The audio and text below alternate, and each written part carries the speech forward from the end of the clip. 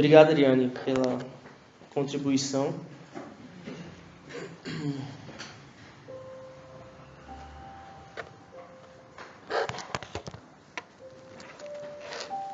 Irmãos, eu pedi para fechar o portão porque tem hora que passa carro e eu me distraio.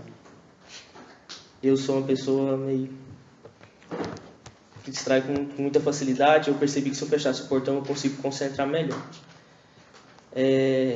Ore pelas salinhas das crianças, irmãos. Está chegando mais 2 crianças aí. E eu creio que tem muitas titias aqui, né, que vão somar no momento da palavra, né, trocar umas fraldas. Que vai ser umas 5 só na hora do culto.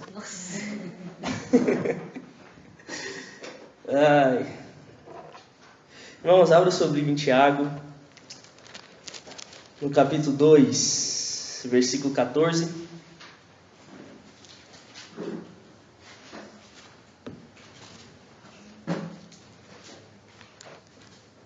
Me propus a falar sobre os pecados estruturais da igreja. É um nome proposital só para a gente entender o tema, o assunto que foi posto a partir da arte.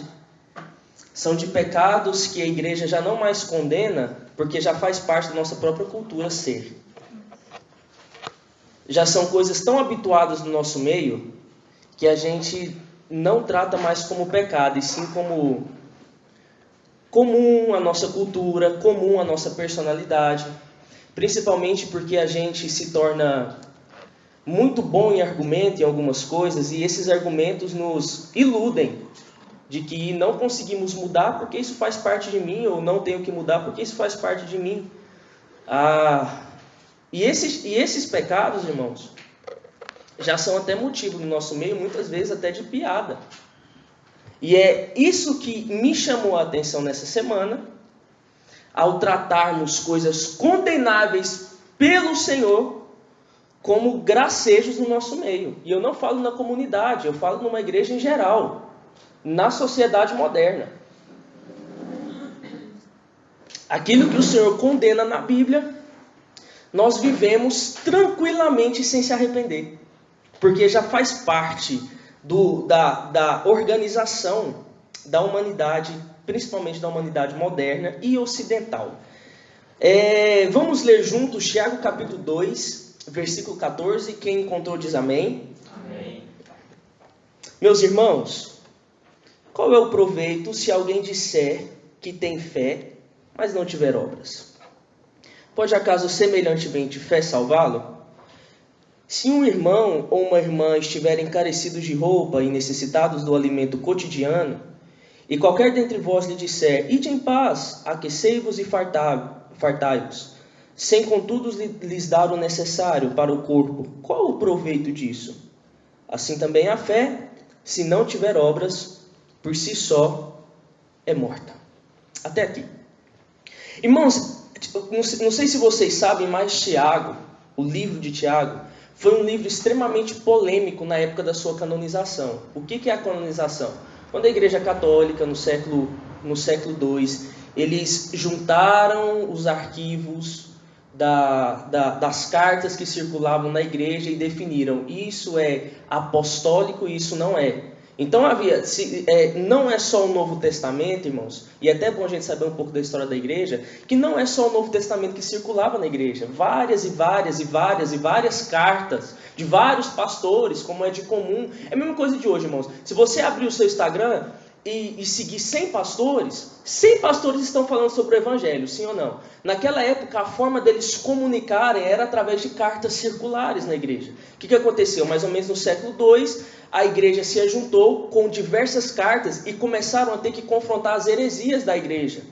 E para se confrontar as heresias da igreja, eles canonizaram, ou seja, definiram. E isso é palavra de Deus. Eles juntaram com a autoricidade apostólica, a autoricidade histórica e também cartas que circulavam na maioria das igrejas. Então, por exemplo, não podia chegar um cara aqui do nada e falar assim, olha, achei uma carta de Paulo aqui sumida que ele entregou e deixou no meu bolso e agora que eu achei aqui vou dar para a igreja. A igreja católica falava assim, não, a igreja católica na época, não.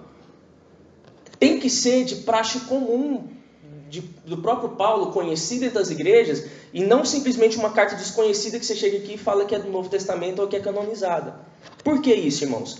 Lembrar vocês que a cultura judaica, eles têm um apreço muito grande pelo Velho Testamento. E para você levantar uma carta do Novo Testamento, no mesmo peso de autoridade que tinha do Velho Testamento, não é qualquer coisa, não é qualquer assembleia, não é qualquer palavra, não é qualquer ajuntamento. Eles levaram a sério, à risca, aquilo que nós conhecemos hoje como Palavra de Deus. E qual foi o emblema da canonização de Tiago? É porque Paulo dizia que somente é salvo pela fé, sim ou não? Aí vem Tiago dizer o seguinte: não, se você não me mostrar as obras, não existe fé. Aí alguns dos homens que organizavam nessa época para validar, começaram a questionar: então eu sou salvo também pelas obras? Porque se Tiago vai dizer, olha, se não tiver obras, sem fé por si só é morto, então uma se tornou dependente da outra. Então eu não sou salvo somente pela fé, como Paulo dizia, eu sou salvo também pelas obras. E esse foi o grande emblema, tanto é que reformadores entravam em discussão e quiseram tirar Tiago da canonização. Só que o que acontece, irmãos? Vamos entender por que Tiago ficou. Por que ele foi canonizado? Por que ele não entrou em contradição? O que Tiago está tratando de obras não é as obras judaicas aqui. Não é aquelas obras cerimoniais que haviam na igreja que Paulo chamava de obras. Paulo chamava de obras. O que Paulo chamava de obras? A circuncisão. Paulo chamava de obras a questão de guardar o sábado. Paulo chamava essas coisas de obras, de ritos cerimoniais. Quando Tiago está falando de obras, você vê que ele não está falando das obras cerimoniais, mas está falando de obras de misericórdia. Tanto é que a comparação teológica ele faz o seguinte: olha, qual é o proveito de você dizer que tem fé e o seu irmão carecido de roupa não tem nada para vestir? Então ele não está dizendo de uma fé teológica, mas uma fé prática. Não tem como você dizer que tem fé em Jesus se não estender a misericórdia que ele tinha. É esse o argumentativo de Paulo. E o que eu entendo do coração de Paulo? Quando você vai ler a formatação da carta, você vai ver o seguinte. Ele diz o seguinte: olha, sua religião é morta, porque você não refreia a língua. A sua fé é morta, porque você não ajuda o seu irmão. E o que ele está denunciando na igreja? Uma igreja religiosa. Uma igreja argumentativa, uma igreja santaroide, uma igreja teológica. E nisso já não estava mais descendo para Tiago, irmão de Jesus, uma igreja extremamente teológica, sem prática comum. Para os judeus, irmãos, isso aqui de 3.000 anos que eu estou falando aqui, para os judeus não existe homem sábio se for um homem fora da prática. Eles não consideram alguém sábio pelo conhecimento. Eles consideram alguém sábio, quanto esse conhecimento se tornou prática. Eu posso ter o filósofo, falo para a cultura judaica, eu posso ter o filósofo que saiba definir todo o evangelho, toda a vida. Para os judeus ele continua sendo tolo se ele não pratica para si mesmo. Isso era uma cultura deles e que nós perdemos na nossa igreja, principalmente no Ocidente, depois dessa pós-modernidade. Nós celebramos a teoria no nosso meio. E nos convencemos de que, teoricamente, falando do Evangelho, já está tudo certo. E é aqui que Paulo nos denuncia. Ele diz o seguinte: eu não dou moral para a sua fé se eu não vejo o que a sua fé te leva a ser. Por quê? Porque eu vi que a fé de Abraão levou a algo em Abraão. A fé de Abraão levou a Abraão ter fé. Por quê? Porque isso foi evidenciado quando ele entrega o seu filho Isaque. E ele continua dando os exemplos. Ele diz que, ora, quando, voltando em Êxodo, ele diz o seguinte, ele repete o que disse em Êxodo: olha, Abraão creu em Deus e isso lhe foi imputado para a justiça. Só que essa passagem foi-lhe imputado para a justiça só veio depois do sacrifício, não foi antes. Não foi na hora que Abraão estava conversando com Isaque, né, dizendo: Isaque, Deus proverá para si um cordeiro. Ah, Samuel, palavra de fé, sim ou não? Eu tive aqui uma palavra de fé. Deus virou para Isaque: Deus providenciará para si um cordeiro. Aí ele cruzou as mãos e esperou. E ficou. Isso configurou fé diante de Deus? Não. Quando que a fé foi configurada? Quando aquilo que ele expressou para o filho se tornou em prática. Levando-o a um lugar, ele disse ao filho, e no momento de execução da sua fé, o anjo diz para, e depois Deus vem com a bênção e diz, Abraão creu em Deus. E isso lhe foi imputado para justiça. Tiago também vai chamar um homem que tem fé, mas que não tem obras, de homem tolo, de homem insensato. Em outras palavras, não há prestígio nenhum em uma teologia intelectual. Para Tiago, para Paulo e para nenhum dos evangelhos. Não havia prestígio na comunidade a intelectualidade. Por quê? Porque eles prestigiavam aonde essa intelectualidade levava à prática. Quem conseguiu entender, diz amém. Agora abra sua Bíblia, irmãos. Deixa eu ver se eu anotei aqui. Provérbios.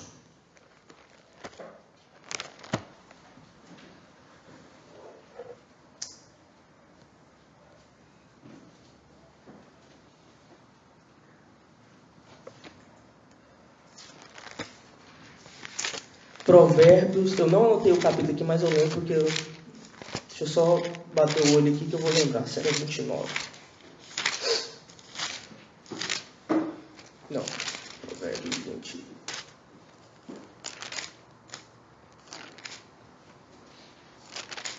Tá, Provérbios 24, versículo 30.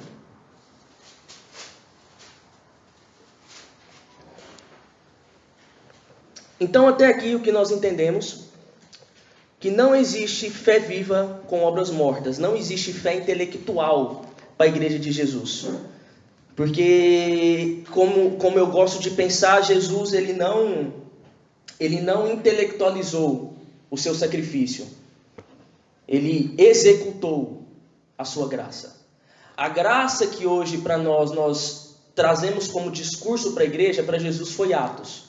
Outro exemplo que eu também dei para vocês é que Atos dos Apóstolos não foi registrado os sermões, mas foi registrado os Atos.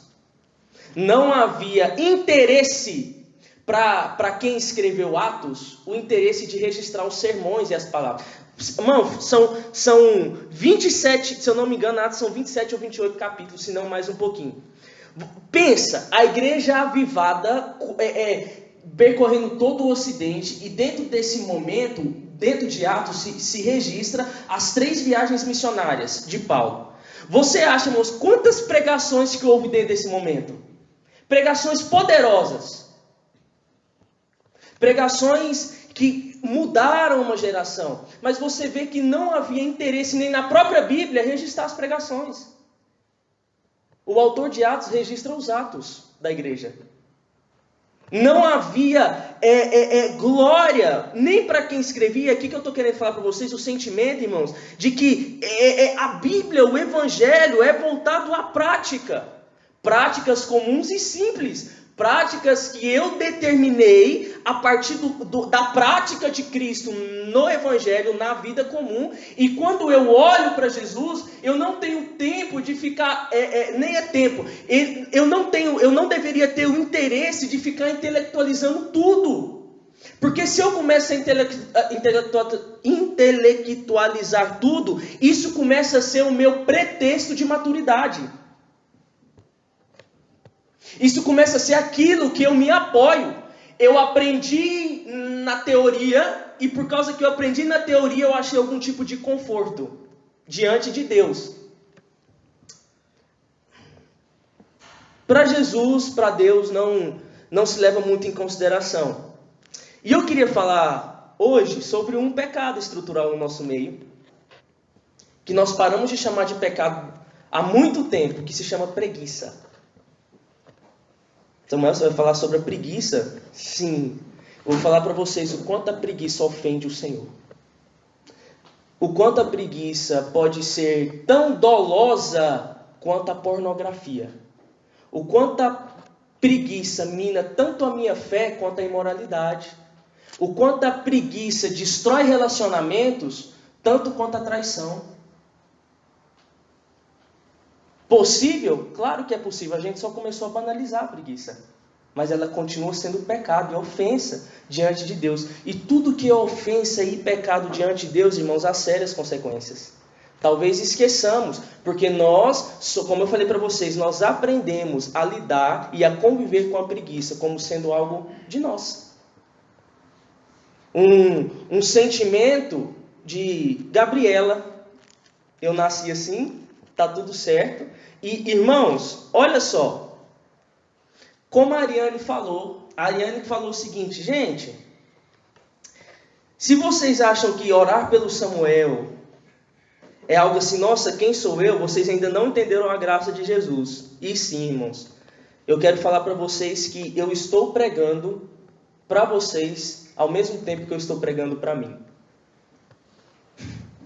Eu nunca me vi atraído por um pecado como o da preguiça, depois que eu descobri como a preguiça ofende o Senhor. Estava conversando com a Fernanda sobre isso. A Fernanda me conhece, ela disse o seguinte, Samuel, a gente voltando de um carro, falou assim, como você se vê pregando, né amor, como você se vê parte desse pecado? Eu falei, totalmente. Por isso eu tenho a humildade de levar os meus irmãos àquilo que me feriu. De levar os meus irmãos a entender aquilo que me fez arrepender essa semana. Algo banal, mas que depois que o Senhor trouxe luz a esse pecado no meu coração, eu não poderia deixar de compartilhar com vocês. Provérbios capítulo 24, versículo 30, diz assim, vamos ler juntos. Eu passei pelo campo do preguiçoso, e junto à vinha do homem, falto de entendimento. Eis que tudo estava cheio de espinhos, a sua superfície coberta de urtigas, e o seu muro de pedras em ruínas. Tendo-o visto, considerei, ou seja, ele entendeu. Vi e recebi uma instrução. Um pouco para dormir, um pouco para tosquenejar ou bocejar, um pouco para cruzar os braços em repouso. Assim sobrevirá a sua pobreza como um ladrão, e a tua necessidade como um homem armado. Até aqui. Aqui eu tenho uma passagem de Provérbios. Provérbios, junto com Tiago, eu acredito que eles andam bem juntos. Provérbios se torna a carta mais prática que nós temos na Bíblia. Você vê que Paulo ele tinha um grande interesse em explicar o Evangelho, e depois de explicar o Evangelho, eles diziam, de acordo com aquilo que eu lhe expliquei, vivam. Provérbios não.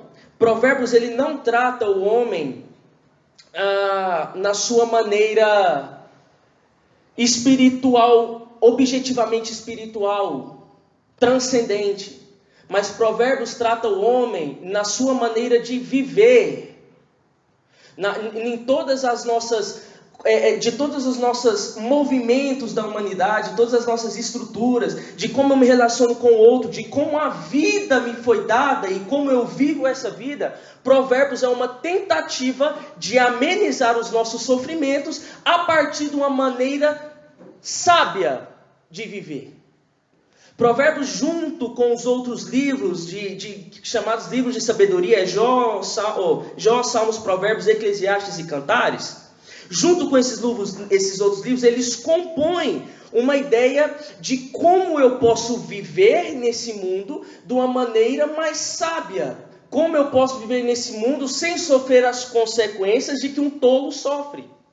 Como as relações que eu tenho nesse mundo, e isso participa também a igreja como cristão, porque está na Bíblia, mas como que um cristão aprende a viver sabiamente nas coisas ordinárias do dia a dia. E ele resume dizendo o seguinte, olha, o Senhor me deu a sabedoria para compreender a vida. E quando ele me deu essa sabedoria para compreender a vida, eu cheguei às conclusões. Se você vive dessa forma, você vive bem. Se você vive dessa forma, você vive mal. Ponto final. Salomão, ele objetiva a prática do homem. Ele traz para nós lições, irmãos, que não precisamos sofrer a consequência para aprendermos. Então ele diz, olha, não se case, não procure uma mulher adúltera. Aí, o que ele está fazendo com nós? Porque eu sei que essa mulher enredará você e levará você para a morte. Isso Provérbios é um conselho de pai. Você já viu quando o pai senta com você e fala assim, meu filho, eu já passei por isso? Não faça. Aí a gente na birra, no orgulho, vai e faz, passa um pouquinho, quebra a cara. Aquela sensação, irmãos, e o pai do lado de nós falando assim, tolo. Eu avisei. Provérbios é esse pai. Provérbios é esse livro pai que nos direciona sobre as coisas, que nos direciona sobre a vida comum. Então eu junto isso com Tiago e chego na conclusão de que existe dentro de Provérbios, irmãos, quase todo Provérbios, uma péssima indicação sobre alguém que é preguiçoso. Eu vou só ler para vocês algumas que eu anotei, porque nós não temos tempo de falar sobre tudo. Mas alguns exemplos que Provérbios dá sobre o preguiçoso é o seguinte. O preguiçoso não é de confiança. O preguiçoso está sempre insatisfeito. O preguiçoso vive cercado de problemas. O preguiçoso anda esfomeado. O preguiçoso é cheio de desculpas e ótima argumentação. O preguiçoso nunca termina nada. O preguiçoso é assolado pela pobreza. E o preguiçoso é incorrigível. Não sou eu que estou dizendo. É a palavra de Deus.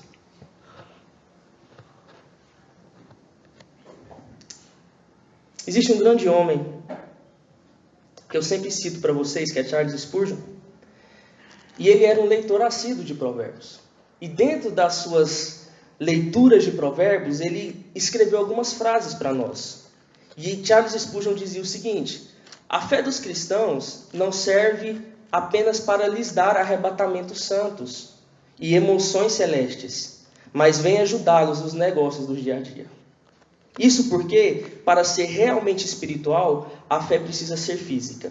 Spurgeon também escreveu: devemos fazer das coisas comuns dessa vida coisas sagradas para Deus, porque a rotina não é contrário ao ser santo. E ele também disse: não seja tão obcecado pelas coisas do céu, olha o que ele está dizendo, ao ponto de não suportar as contrariedades da família. Porque temos ouvido falar de pessoas que quanto mais cedo fossem para o céu, melhor seria, porque são desagradáveis debaixo dele.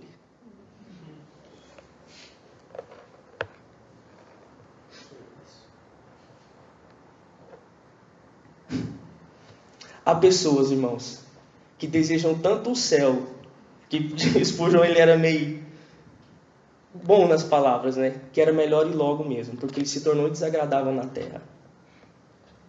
Homens que aspiram o espiritual.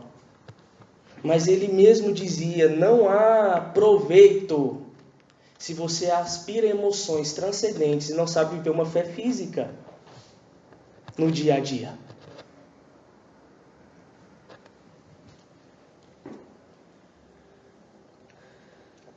A primeira coisa que eu queria dizer para vocês sobre o pecado da preguiça. A preguiça não é um estado neutro. O fazer nada é fazer mal. Não há consequências nulas quando você não decide fazer nada. Quando a gente leu Provérbios capítulo 24, versículo 30, estava dizendo o seguinte: eu passei por um campo do preguiçoso e observei. E ele diz o seguinte: enquanto o preguiçoso não fazia nada, os espinhos cresciam. O que ele queria dizer com isso? Que não foi preciso uma ação de plantar espinhos para que o espinho crescesse. o não fazer nada já gerou mal. Tem uma lei, não sei se alguém já estudou, que é a lei da omissão de socorro. Quem já ouviu falar dessa lei? Não é uma lei, é uma lei penal, que tem punição criminal diante da lei, dizendo o seguinte: você não é só punido criminalmente quando você faz uma conduta ruim, mas você também é punido criminalmente quando você deixa de fazer uma coisa boa. Omissão de socorro, quando você vê a necessidade de alguém que precisa de você, e você, ao olhar, por exemplo, eu estou vendo que há um acidente, só dar um exemplo, e nesse acidente você é o único protagonista. Se você nega, irmãos, socorrer essa pessoa, você responde criminalmente. Omissão de socorro. O não fazer nada, até para o ser humano, criminalmente falando, há juízo. Até para quem não tem a justiça perfeita, mas totalmente limitada, entendeu que o não fazer nada pode também fazer mal. Que não há uma nulidade, que não há uma... É como a gente pensa, o que eu deixei de fazer hoje, é como se o que eu deixei de fazer hoje fosse neutro no amanhã. É como se existisse algo na nossa existência, no nosso comportamento, de que eu não fazer nada é fazer nada. E é como se isso cravasse de consequência zero. Nada. Não mudou nada. Mas o não fazer nada é fazer mal. O não fazer nada é dar lugar à vazão, à maldade, à própria omissão de socorro. Então, se eu tenho, irmãos, dentro do entendimento jurídico de que omissão de socorro traz danos, quanto mais eu deveria entender que a preguiça diante do Senhor desencadeia outras coisas.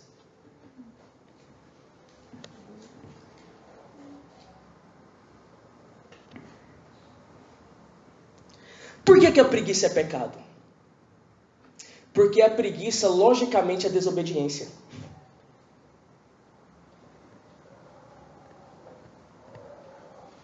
Não tem como eu me responder diante de Deus pela preguiça sem responder por desobediência.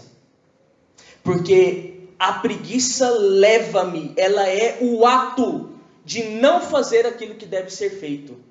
E se eu deixo de fazer aquilo que deve ser feito, eu peco duplamente. Porque eu desobedeci o meu Senhor. João capítulo 14 vai nos dizer o seguinte: se me amares verdadeiramente, guardarei os meus mandamentos. Aquele que diz que me ama, me obedece. Aquele que guarda os meus mandamentos, esse tem parte comigo. E aquele que o Senhor vê que está guardando, está amando. Qual que é a lógica contrária disso, irmãos? Aquele que não obedece, não ama. E aquele que não ama, não tem parte comigo.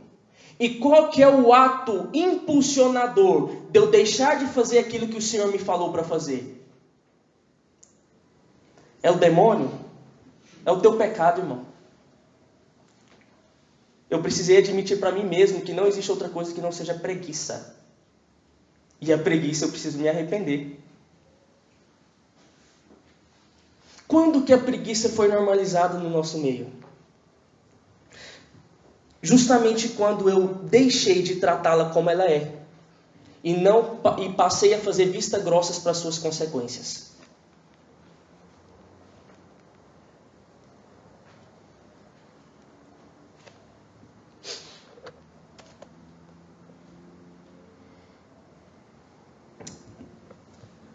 Não vemos a preguiça como uma ação de pecado, que é a ação de não fazer, mas vemos como algo neutro, sem nenhum dano futuro ou social entre nós, mas algo sempre reparável. É como assim, é como se eu tivesse um ato de fazer nada hoje, mas sabendo que eu vou poder reparar isso amanhã. E a gente vive isso anos. Anos, irmãos. E quando a gente percebe, a gente deixou um lastro de consequências para trás. E a gente já não consegue mais reparar o que as minhas preguiças decididas me levaram a viver. Não tratamos a preguiça como um pecado, mas sim como uma parte da nossa personalidade. Quem são os outros para me julgar? Se eu nasci preguiçoso, ninguém tem nada a ver com isso. Nós somos uma igreja de vários deuses que tem suas construções como centro de si, e ninguém mais pode interferir. Nós somos incisivos ao pecado moral do outro, porque sabemos que isso prejudica o corpo, mas nunca paramos para pensar o quanto a nossa preguiça individual prejudica a igreja. Nós somos incisivos, irmãos, a condenar a imoralidade. Nós somos incisivos porque nós sabemos que a imoralidade no corpo, ela deve ser condenada. E não simplesmente porque ela faz mal ao corpo, ou a si mesmo, ou ao corpo, mas porque isso fere a santidade de Deus. Vocês vão lembrar que Paulo, ele justifica a excomunhão de alguém, ou seja, não faz parte da igreja, não é bem-vindo aqui. Em um caso, ele diz o seguinte: quando o pecado é contra o corpo, ou seja, vamos supor, deixa eu ver quem que eu uso como exemplo para não ter problema em casa. Tiago. Vamos ver só um exemplo. Só um exemplo. Vamos supor que eu imoralmente me relaciono com alguma das mulheres que estão aqui. Só um exemplo, irmãos. Vamos supor que isso um dia acontecesse. A justificativa de Paulo para tratar pecado individual e pecado público é justamente o seguinte: o teu pecado individual, quando ele não ofende a tua igreja ou o teu corpo, você confessa diante de Deus. Mas quando o teu pecado feriu o corpo, você confessa publicamente. Então, o meu ato de imoralidade, não só pequei individualmente, mas eu envolvi o outro no meu pecado. E quando eu envolvi o outro no meu pecado, eu feri o corpo. E quando eu feri o corpo, já não há mais pretexto para arrependimento individual. Eu não me arrependo individualmente naquilo que eu fiz contra o outro. Porque se eu envolvi o outro, que é o meu irmão, eu preciso publicá-lo para o corpo. Eu preciso expô-lo para o corpo. Aqui Paulo justifica, irmãos. Sabe, antigamente, quando chegava, principalmente no Ministério de Louvor, né? Porque só o Ministério de Louvor pecava. E eles obrigaram o líder do Ministério de Louvor a falar publicamente.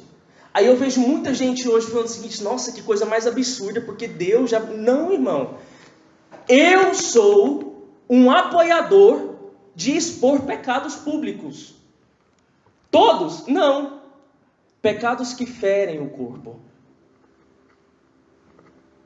Pecados que envolvam o corpo. Então, se eu sou incisivo na imoralidade, porque eu sei que a imoralidade fere o outro, você já parou para pensar o quanto a sua preguiça feriu o teu irmão? A tua preguiça, irmão, não é um caso isolado de individualidade, mas a tua preguiça sempre vai trazer consequências para alguém. Alguém sempre vai ter que fazer o que você deixou de fazer. Você não sofre individualmente pela tua preguiça, mas se você se relaciona, a tua preguiça vai ter que provocar em alguém aquilo que você deixou de fazer. Isso se torna desobediência. E isso se torna, irmãos, olha o que eu vou dizer, isso se torna mais casos de conflitos familiares do que a imoralidade.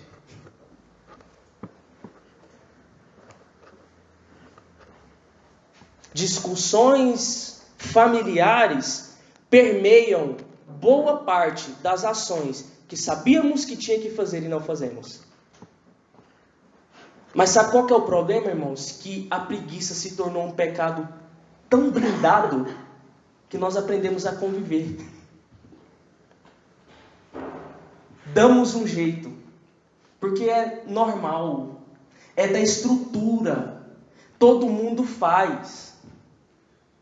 Nós levantamos isso no nosso meio, de um contexto geral, familiar, de igreja, que tudo permeia, de que se não há como vencer, eu preciso conviver com isso. Aí eu volto de novo e faço uma pergunta para vocês, irmãos. Dentro da igreja de Jesus, irmãos, dentro da igreja de Jesus, o Senhor tolerou ou tolera algo que, mesmo sendo de prática comum, ofende o Senhor? Eu tinha um problema, Paulo tinha um problema na igreja de Coríntios. Qual que era o problema da igreja de Coríntios? Paulo tinha um problema de divisão, contendas, dissoluções. Aí ele chega e diz o seguinte, já que não tem como vencer, vamos aprender a conviver assim. O Senhor perdoa. Não há espaço. Aquilo que é condenável é condenável. Aquilo que tem que ser abatido, tem que ser abatido. Aquilo que foi denunciado pelo Senhor, tem que ser denunciado. Não há espaço, irmãos, num convívio comum, para aquilo que pode ser extremamente cultural no nosso meio, e ainda assim o Senhor condenar. Eu fiquei abismado, irmãos, com um grupo. Tinha que ser esse grupo de louvor cantando I Got a Feeling, I Got a Feeling, na música, cantando na hora do louvor. Vamos pôr o povo para pular e tal, I Got a Feeling. Quem conhece essa música? Eu quero fazer uma aposta. Quem foi esse ministério de louvor que cantou essa música? Presbiteriano lá. Presbiteriana lá do Augusto Nicodemos. Foi. Aí você sabe qual que foi a justificativa deles, irmãos? Eles dizem o seguinte: vamos romper a bolha. Vamos quebrar o sistema. Mano, que sistema? Quebrar o sistema que o Senhor ordenou? Tenta. Romper que bolha? A bolha que o Senhor determinou? Rompa. Não acha que há aplausos, irmãos, para você romper ou transpassar ou modernizar aquilo que o Senhor definiu como lei. A adoração, ela é santa. Vocês podem ser atuais e modernos o tanto que for, prestará contas. A preguiça pode ser tanto mais comum quanto vocês acham que é, prestará contas. Mas o meu irmão Samuel é tão comum, prestará contas. A preguiça diante de mim é desobediência. É fazer e não fazer aquilo que eu determinei que fizesse. Eu determinei, ame. Eu determinei, perdoe. Eu determinei, sirva. Eu determinei, faça. Se fazeis, me amais.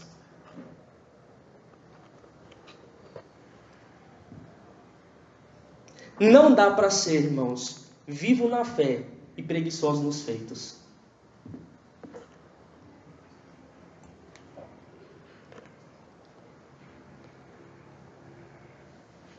Quando vivemos preguiçosamente, em uma comunidade, em uma igreja, essa preguiça não traz danos apenas a você, mas a todos que te cercam. Faça um teste simples. Basta perguntar às pessoas ao redor de um preguiçoso. De alguma maneira foram prejudicados pela preguiça dele um dia. Quem já conviveu com um preguiçoso, irmãos, sabe o quanto ele te prejudica. E por último, e o mais para mim, o mais danoso, se a preguiça rompe e prejudica a relação com o próximo, muito mais a tua preguiça prejudicará a tua relação com Deus. O fim de tudo, irmãos, não é que a tua preguiça te fez mais problemático na terra, mas é porque o problema da tua preguiça não é um problema de caráter, começa com um problema de fé. Se a preguiça para Jesus foi tratada como espiritualidade, sendo pecado, o teu problema é espiritual. E se o Senhor disse que preguiça é pecado, é porque dentro desse problema, com certeza, enfraquecerá a sua fé. Irmãos, vamos para a parte prática, como eu me propus a falar hoje. Quem duvida no meio de nós que a devoção, ela nos aproxima de Deus? Alguém tem dúvida quanto a isso? Irmão, você consegue se aproximar de Jesus de outras formas que não sejam nas práticas espirituais? Eu não consigo. Se você tem alguma forma de osmose com o Senhor, que Ele te alimenta sem nenhum tipo de prática espiritual, levita. Você não é digno de pisar na terra. E por que nos comportamos como tal? Por que achamos que estamos próximos de Deus se a preguiça consome a nossa devoção? Não tem outro nome, irmão. Como eu falei lá no texto do Instagram, vamos dar nome aos bois. Vamos colocar pingo nos is. Você sabe o que é o problema? Para mim, o maior problema da preguiça. Sabe por que eu estou pregando com tanta facilidade? Irmãos, eu me vejo em cada coisa que eu falo. Você sabe por quem que é todo cara bom de preguiça, ele é melhor em argumento. Porque ele tenta maquiar com as suas desculpas verbais aquilo que a prática já condenou há muito tempo. Aí você fica ótimo em pretexto, você fica ótimo de jogo de cintura, você fica ótimo de sair pela tangente. Você começa a justificar tudo. Cansaço, tempo, trabalho, tempo, cansaço, doença que nunca existiu. Para justificar um pecado, irmão, que é teu, que é a tua preguiça, que precisa ser arrependida.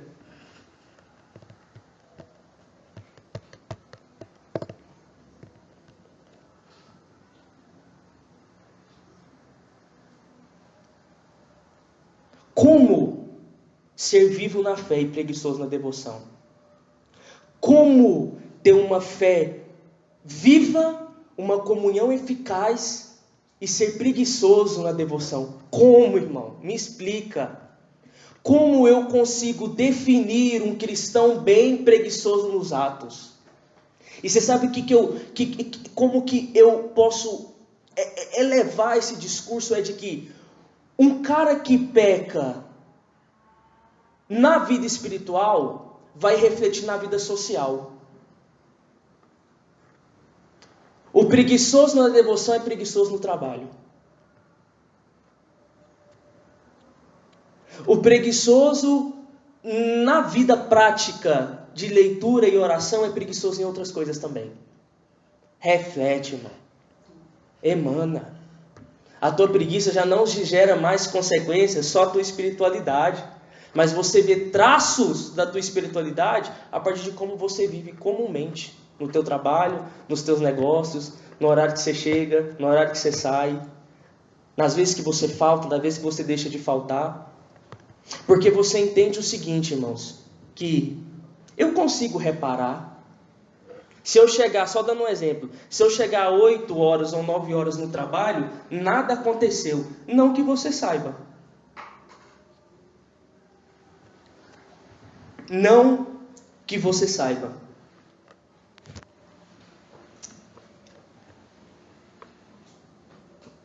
Quem trabalha com comércio, irmão, sabe que não existe nulidade nisso. Que eu posso perder uma venda porque eu cheguei 15 minutos sem atendê-lo. Não faz diferença para mim, é porque você já acostumou com as consequências. E você vive bem com isso. E é isso, irmãos. É esse sentimento de viver bem com o pecado que me dói. Como eu consigo viver bem com o pecado? Eu preciso amenizar ele. Eu preciso justificar ele. Irmão, o cristão, ele só consegue viver bem com o pecado quando ele justifica ele. Porque se o pecado, se nós tratássemos a preguiça, e a partir de hoje, em nome de Jesus, nós vamos tratar a preguiça como pecado no nosso meio, quem crê diz amém? Amém. Amém. Aí, ó. Glória a Deus. Quem trata pecado como pecado, nascido de novo, muda. O problema nosso, do cristão, terreno, carnal, pecaminoso, é que para ele conseguir viver bem com o pecado, ele vai ter que justificar ele de alguma forma. Porque aí ele consegue conviver. Aí ele consegue conviver com esse pecado. Não precisava, depois eu faço. Amanhã eu recupero. Se eu não ler a Bíblia hoje, eu leio amanhã e está tudo certo. A Bíblia é infinita mesmo, vou ler até o fim. Aí, irmãos, olha só o que vem no meu coração. Quantas vezes você já se arrependeu por aquilo que você deixou de fazer? Eu me arrependo por aquilo que eu fiz de errado. E o que você deixou de fazer? Compõe a sua oração? O que você está rindo, Thiago? Tô lascado. Tem que começar de novo?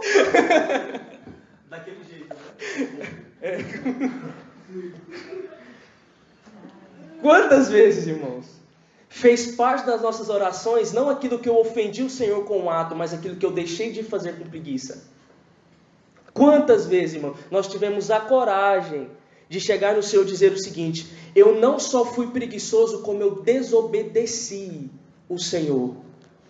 Desobedeci a partir da minha preguiça, dizendo: cobre o teu irmão com aquilo que você tem, e você não cobriu. A sua fé é morta, você é preguiçoso e está em pecado.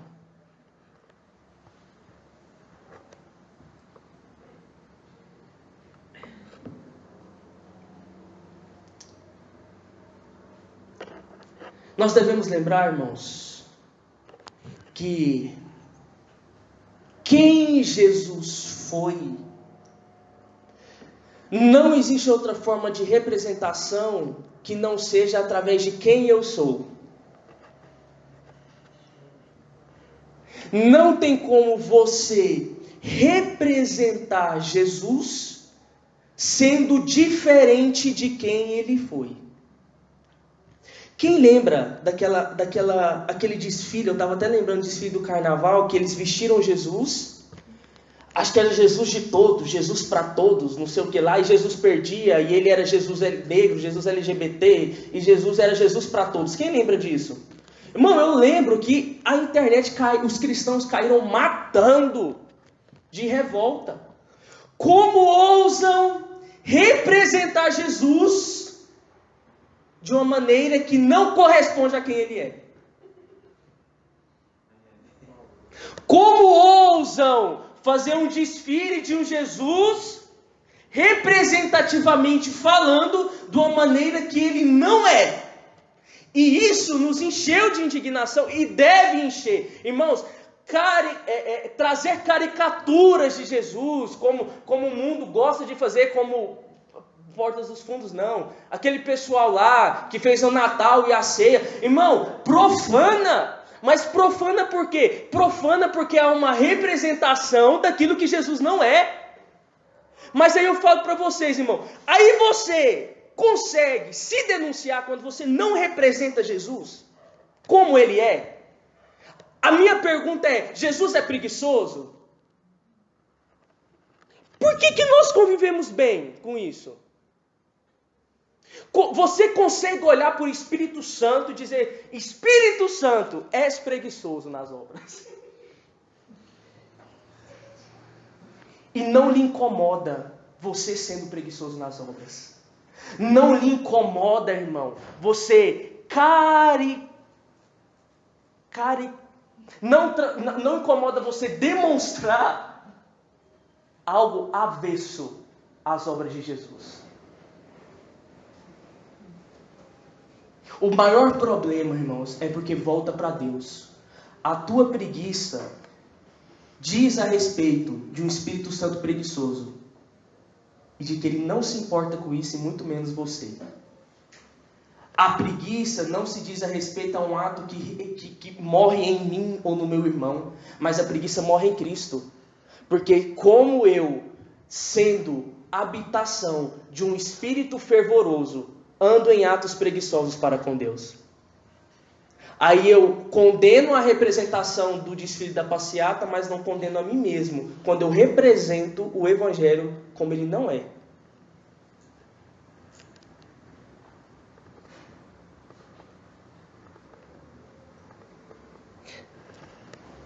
Não é somente a marcha LGBT que ataca Cristo, a sua preguiça também.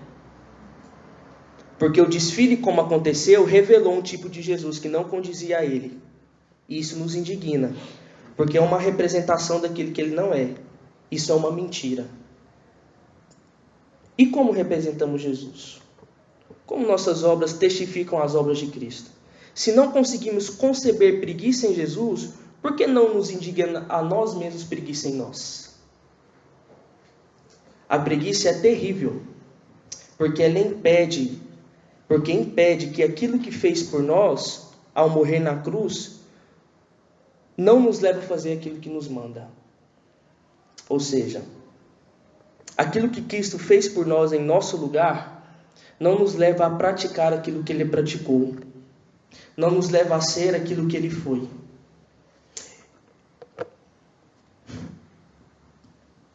Jesus nunca tratou, irmãos, uma obra como possível de reparar. Cada cego era um cego. Cada demônio era um demônio. Cada pecador era um pecador. Cada prostituta era uma prostituta. Ele não encarava a solução presente como aquele que ele poderia reparar depois. Irmãos, como eu falei para vocês, Jesus cercado de uma multidão, e Jesus ele não tinha como pretensão deixar para fazer para amanhã aquilo que ele tinha que fazer hoje. Você não encontra em Jesus atos que eles sabiam que teriam que fazer e não fazia. Aí, a minha pergunta para você é o seguinte: aonde chegaremos, irmãos, com as nossas preguiças? O meu intuito é denunciar em você incômodo. Incômodo a você, a nós, como comunidade, ao ponto de pensar o seguinte: a preguiça ofende ao Senhor, a preguiça prejudica o corpo, prejudica meu irmão, e a preguiça descaracteriza Deus. Ela difama o Senhor, porque eu evidencio, dizendo aquilo que eu posso fazer amanhã, aquilo que Cristo só fez hoje.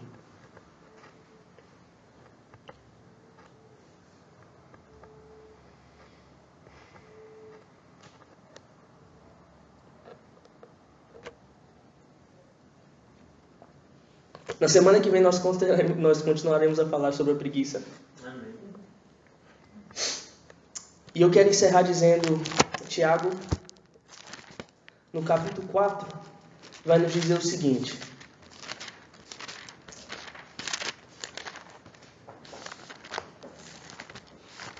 Tiago,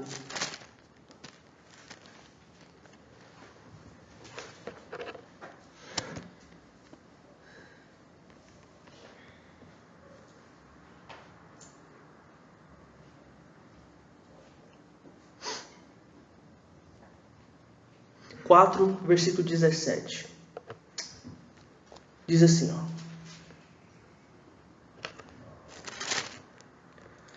portanto, aquele que sabe que deve fazer o bem e não faz, nisso está pecando. Portanto, aquele que sabe que deve fazer o bem e não faz, nisso está pecando.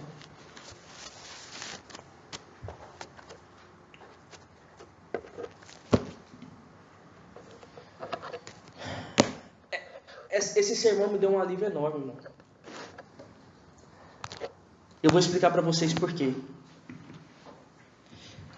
Me deu um alívio enorme para poder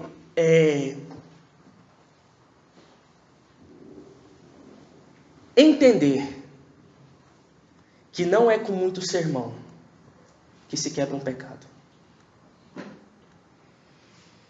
Eu posso passar a vida inteira ouvindo que traição é pecado e trair.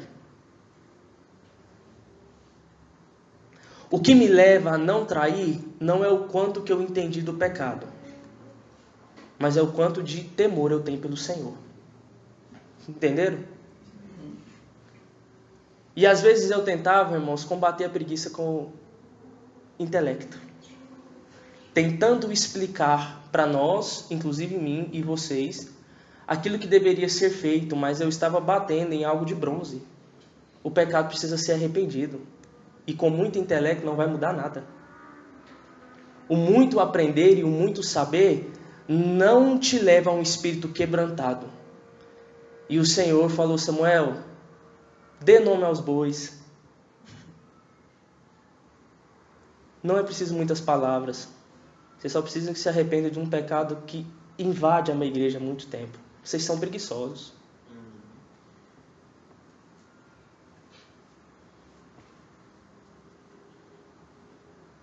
Não é de personalidade, isso é ofensa a mim. Não é algo que é desculpável. Todo pecado é indesculpável diante do Senhor. E vocês precisam se arrepender por aquilo que vocês chamam de personalidade. Não é o teu cansaço, é a tua preguiça. Não é o teu não sei o que fazer, é a tua preguiça. Só assim, irmão, você vai conseguir se libertar humilde. Humilde diante do Senhor.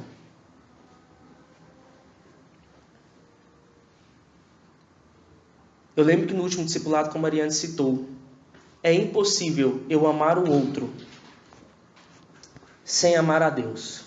E é impossível amar a Deus sendo preguiçoso.